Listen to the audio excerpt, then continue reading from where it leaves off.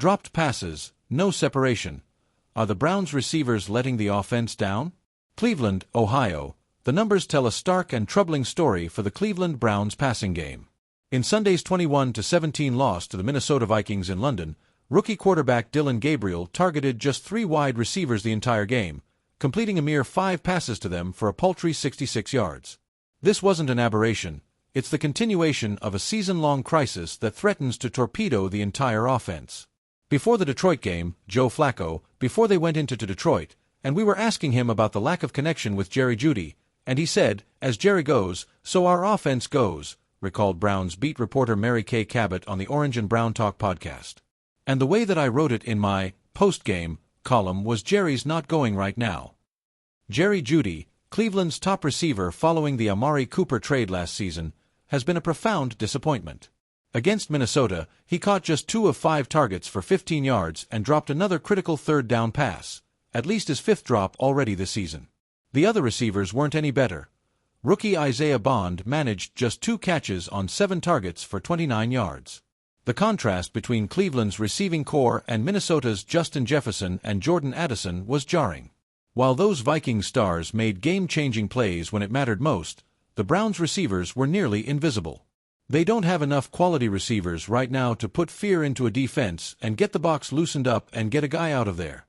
They can't do it, Cabot explained. And then that takes away Quinshon Judkins. That's why in the 4th quarter, when they're trying to close out the game, he's getting knocked back a yard and he's going for no gain. This receiver crisis has created a cascading effect throughout the offense. Without viable threats on the outside, defenses are stacking the box against running back Quinshon Judkins, especially in crucial late-game situations. The passing game's inadequacy is effectively neutralizing what should be Cleveland's greatest offensive strength, its running game. Gabriel, making his first NFL start, actually performed admirably given the circumstances. He avoided turnovers, made smart decisions, and showed poise in the pocket. But his receivers repeatedly failed to give him viable targets. And just like with Joe Flacco, he isn't getting enough help from his receivers, and it's a problem and they're going to have to devise a way around this, Cabot noted. The question becomes, what can the Browns actually do about this situation? Their receiver room is already depleted, with Cedric Tillman injured and young players like Malachi Corley and Jamari Thrash being forced into action perhaps before they're ready. One solution might be leaning even more heavily on tight ends David Njoku and Harold Fannin Jr., who are far more productive than the wide receivers against Minnesota. Another might be designing more schemed touches for players like Isaiah Bond to minimize the need for them to create separation on their own. Whatever the fix, it needs to come quickly. The Browns have reached a critical juncture in their season at 1-4, and without reliable receiving threats, their offensive ceiling remains painfully low, no matter who's playing quarterback. As the Browns move forward with Gabriel under center, finding ways to maximize their limited passing game options will be essential. For now, though, this receiver group ranks among the NFL's most disappointing units, and their struggles are undermining everything else the team is trying to accomplish. Listen and subscribe to the Orange and Brown Talk podcast on Apple Podcasts and Spotify. More Cleveland Browns coverage. Where do the Browns go from here after devastating loss to Vikings? Post-game podcast. The shocking collapse. How the Browns' best defense in the league crumbled when it mattered most. Winners and losers from the Browns' 21-17 loss to the Vikings. Football Insider Newsletter free trial.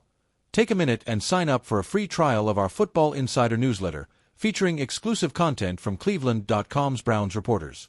It was all supposed to come together in Cleveland this season. A retooled offense, a young quarterback eager to prove himself, and a wide receiver room full of potential, at least on paper. But as the weeks pass and the losses pile up, one uncomfortable truth has become impossible to ignore. The Browns receivers might be holding this team back. For all the talk about quarterback play and offensive line protection, football often comes down to the basics: catch the ball and make a play. Yet time and again, the Browns' wideouts have failed to do just that. Dropped passes, poor routes, and a baffling inability to create separation have turned what should be simple completions into drive-killing frustrations. A case of the drops. Let's start with the most visible issue: dropped passes. There's no stat that deflates a sideline quite like watching a perfectly thrown ball clank off a receiver's hands. For the Browns, it's happened far too often. Third down conversions erased. Touchdown opportunities squandered. Drives that should have ended in points instead ending in punts. The receivers know it, too. Cameras have caught the looks of disbelief on the faces of Amari Cooper, Elijah Moore, and rookie Jamari Thrash after costly miscues. In football, chemistry is built on trust, and every drop chips away at that fragile bond between quarterback and receiver. For a young signal caller like Dillon Gabriel, who's still adjusting to NFL speed and pressure, reliability from his pass catchers is non-negotiable. When that reliability disappears, confidence goes with it. It's one thing to face an elite pass rush, it's another to wonder if your receivers will even catch the ball when you put it on the money. Where's the separation? Even when the receivers do hang on to the ball, getting open has been another story. The Browns' passing attack often looks sluggish, predictable, and, worst of all, easy to defend. Defenders are draped over receivers before the ball even leaves the quarterback's hand.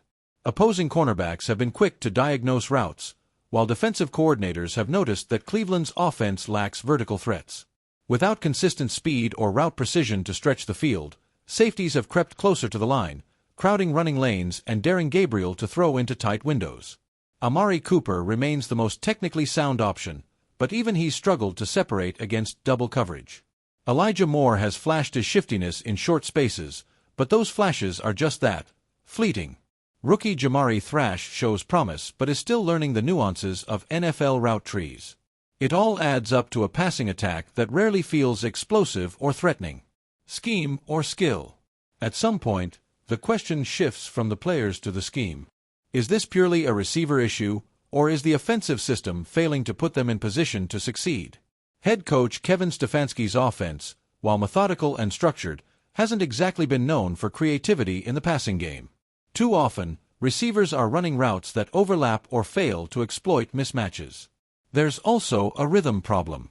Without tempo or variety, defenders have an easier time jumping routes.